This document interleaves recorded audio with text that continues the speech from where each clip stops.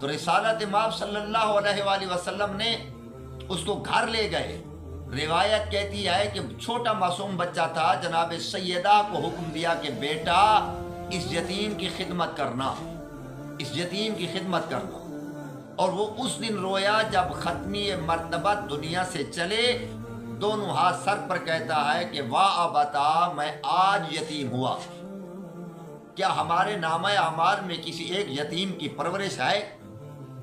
اپنے 5 کی پرورش کر لیں گے، اپنے دوستوں کو قرض دے دیں گے، سب کچھ کر لیں گے، لیکن کبھی یتیم پروری کے لیے ہم تیار نہیں ہیں، یتیم کو کھانا دینے کے لیے ہم تیار نہیں ہیں۔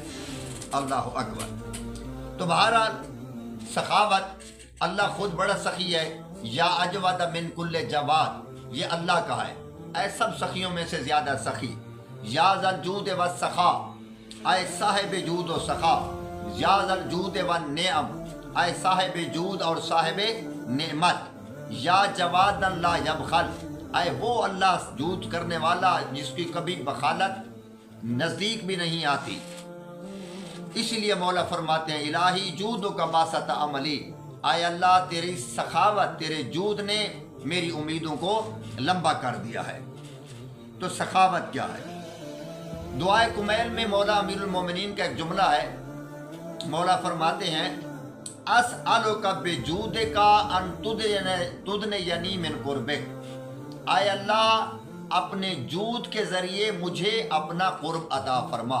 دعائے کمیل میں یعنی جود ایسی صفت ہے اللہ کی جس کو ائمہ نے بار بار ذکر فرمایا۔ دعائے جوشن صغیر میں امام موسیٰ کاظم علیہ السلام کا ایک جملہ ہے کہ فقد فضلتنی علی کثیر من خلقک جودا، اے اللہ تو نے فضل کیا ہے بہت زیادہ من خلقے کا اپنی مخلوق پر، جودن من کا اپنے جود کی وجہ سے اور کرم کی وجہ سے، لا باستحقاق منی، یہ بندے کا استحقاق نہ تھا، یہ تیرے جود و کرم تھا کہ جس کی وجہ سے تو نے اپنے بندوں پر اتنا احسان فرمایا۔ ذرا سوچیں، کیا یہ جتنی اللہ نے نعمتیں دی ہیں میرا استحقاق ہے؟ کوئی بھی میرا استحقاق نہیں تھا، یہ اللہ کا جود اور کرم ہے۔ حضرت امام حسن علیہ السلام کی سخاوت کا ایک جملہ، کتاب کا نام ہے البدایہ والنہایہ، یہ عالم دین اہل سنت سے ہے، ابن کثیر۔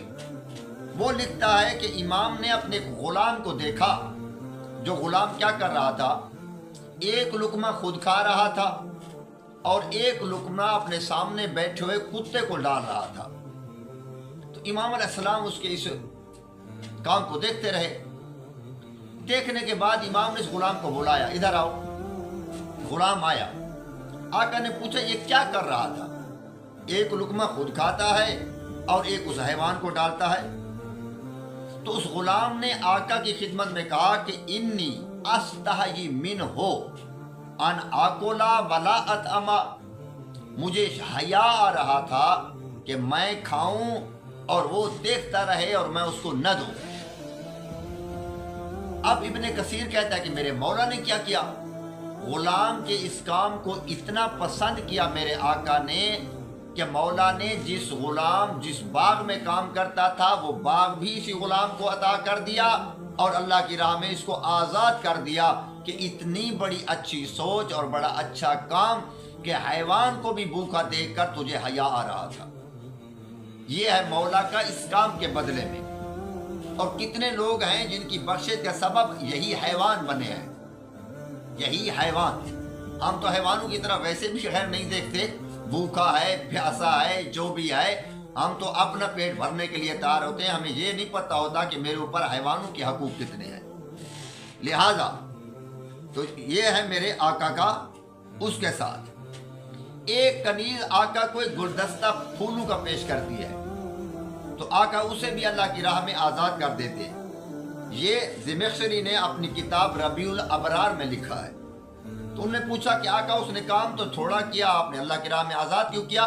تو معصوم نے فرمایا کہ ادبنا اللہ، खुदाबंद मन्नान ने हमें ये अदब अता फरमाया है कि जो हम पर छोटा सा भी एहसान करे, अल्लाह का कुरान कहता है उससे बढ़कर उसका बदला अदा करो। तो ये है कि सखावत अच्छी सिफत है। अब सखावत करनी किन पर है? जिनसे कोई उम्मीद ना हो, उनको अता करो। इसलिए मासूम फरमाते हैं कि सबसे अफजल तरीन अमल दो हैं।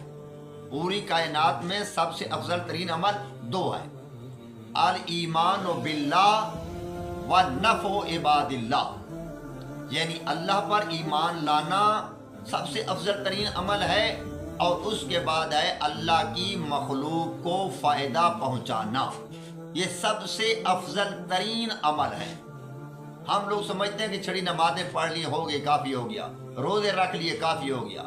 नहीं मेरे भाइयों, अफजल तरीन अमल वो तो वाजिबात हैं, वो तो आपने करने ही करने हैं। अफजल तरीन अमल जो है वो है अल्लाह पर ईमान के बाद अल्लाह की मखलूक को नफ़ा पहुँचाना, मजलूमों की मदद करना, सखावत करना।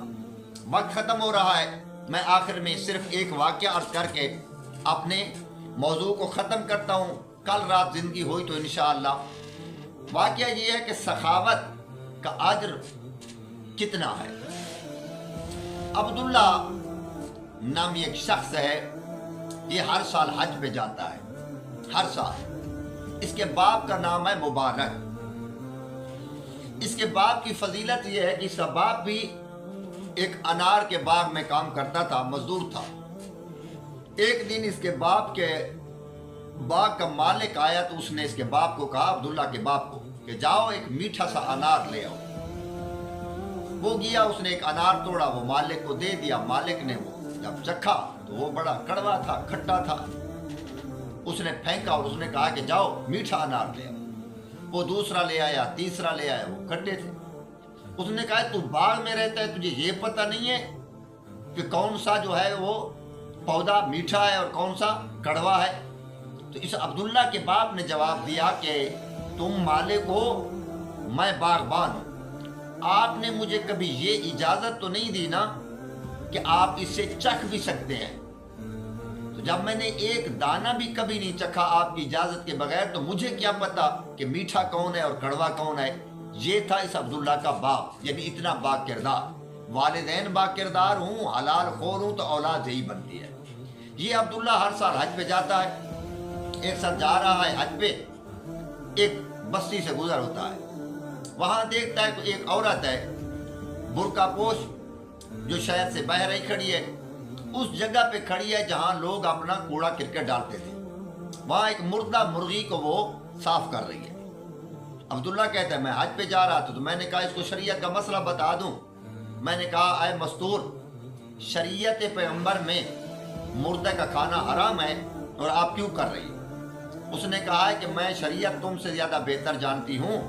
जहाँ शरीयत का हुक्म मुर्दा खाना हराम है, वहाँ शरीयत का हुक्म ये भी है कि जब बच्चे भूख से मर रहे हों और मौत वाक़ हो रही हो, तो इतना हराम खा सकते हो जिससे बच्चों की जान बच सके।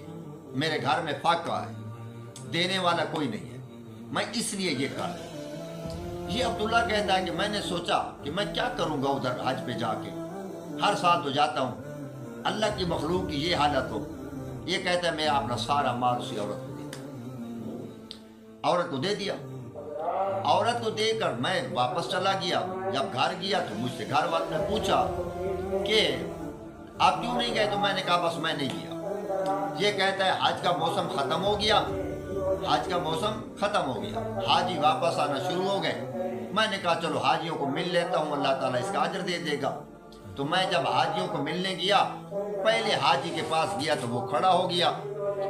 जब मैंने कहा भाई अल्लाह आपकी हज कबूल करे, तो मुझे कहता है आपकी भी हज कबूल हो। मैं हैरान भी, मैं गया नहीं हूँ हज पे, ये मुझे कैसे कहता है?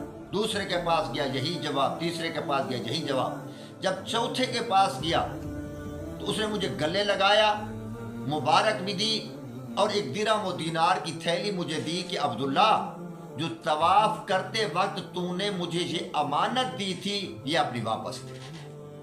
ये कहता है मेरी आंखों से आंसू जारी हो गए कि मैं हज पे गया नहीं, मैंने इसको अमानत दी नहीं, ये क्या हो गया? मेरा दिया कबूल नहीं हुआ। روتا ہوا رات کو واپس آیا، عالم خواب میں سویا، معصوم کی زیارت ہوتی ہے، فرماتے ہیں عبداللہ پریشان کیوں ہو رہا ہے؟ میں تمہیں مبارک دینے آیا ہوں، جو تو نے کام کیا ہے اللہ نے تیری شکل میں ایک فرشتہ پیدا کیا ہے جو قیامت تک تیری طرف سے حج کے موسم میں حج کرتا رہے گا، اور یہ تھیلی ہم نے تجھے واپس دی ہے کیونکہ ہم کسی کا حق نہیں رکھتے، اللہ کی راہ میں جو خرچ کرے اللہ اس کو کئی گنا بڑھا کر دیتا ہے۔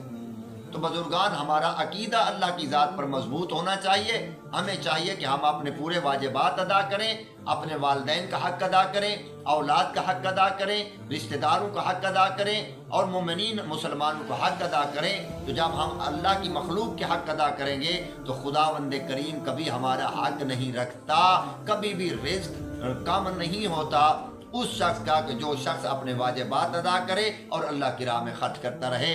آج 15 کی رات ہے، خداوند منان سے دعا ہے کہ اللہ تمام حاضرین ناظرین کی توفیقات خیر میں اضافہ فرمائے، اعمال قبول فرمائے، بیماروں کو صحت عطا فرمائے، بے اولادوں کو اولاد نرینہ عطا فرمائے، مقروضین کے خدا قرض ادا فرمائے، پریشان حال مومنین و مومنات کی خداوند کریم آج کی رات کے صدقے میں پریشانیاں دور فرمائے، ہم سب کو مقامات مقدسہ کی زیارات نصیب فرمائے، اور دین آل محمد سمجھنے، واجبات ادا کرنے اور حرام کاموں سے بچنے کی توفیق نصیب فرمائے۔ وما علینا الا البلاغ المبین، ربنا تقبل منا انک انت السمیع الدعاء، بجائے محمد وآلہ المعصومین، اللہم صل علی محمد وآل محمد وعجل فرجہ۔